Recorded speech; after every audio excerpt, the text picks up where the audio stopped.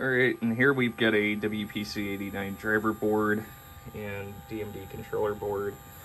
Now, I know that a lot of people offer kits for these systems, and I know that Chris Hibbler has gone over this quite a few times, but these wholesale capacitor kits are just something that should not be recommended nor sold. These capacitors just don't fail. I mean, they can fail. Obviously, anything can fail over time, but as far as, replacing capacitors, C5, C4, and C2 are the only capacitors that should be replaced whenever you're dealing with resets. C2, not so much for resets, but just because it does leak. The other capacitors, you're just running a risk of pulling through holes when replacing them.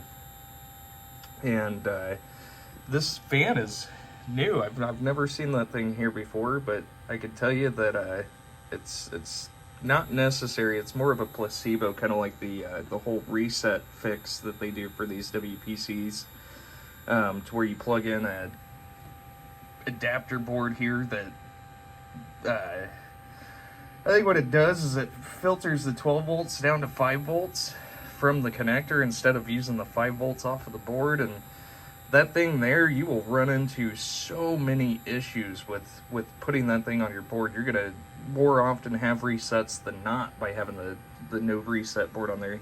Anyways, ran over. What I've done is I've replaced all of these black headers that you can see. So we've got the GI in, GI out, the voltage out, we've got the AC in, the ground, and also the 12 volt AC. All those headers have been replaced. If you're still having issues with resets, I would start over here with the AC in and just repin those headers there for that or for those connectors. And if it's still resetting, repin the voltage coming out of the driver board into the MPU, so both sides there.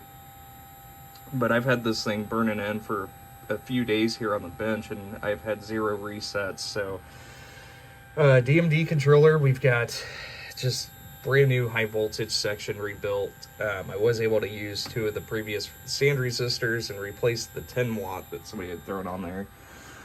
But let's get into test here. And you can hear the fan wailing. And go into solenoid test. And I've got my WPC test fixture ROM installed here on the board. And man, I'll tell you what, that whining from that fan is not, it's not fun to sit here and deal with. What? I need to repin this header. There's a solenoid that didn't fire. Alright. And let's see, general illumination.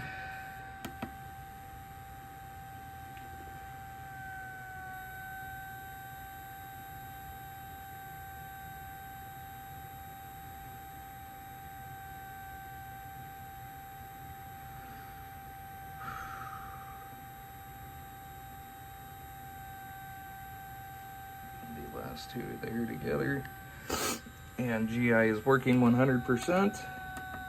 We don't have a soundboard attached, so no sounds here, but the lamps and flashers, and as you can see, those are both working 100%.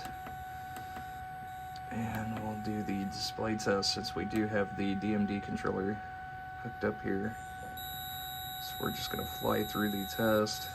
Basically what we're wanting to see is that there are no page errors, and then that last little section there, which is the RAM test, which is performed by the CPU. Some ROMs actually did not do a RAM test there for the DMD controller. I can't remember right offhand what ROMs, but I had found that personally by chasing my tail trying to figure out why my RAM was not reading okay, and I swapped the ROM, and sure enough, it went through and tested the RAM. And so anyways, this board set both the driver board and the DMD controller are both 100% good to go. I will go ahead and get these packaged up and sent back to you. Thank you so much.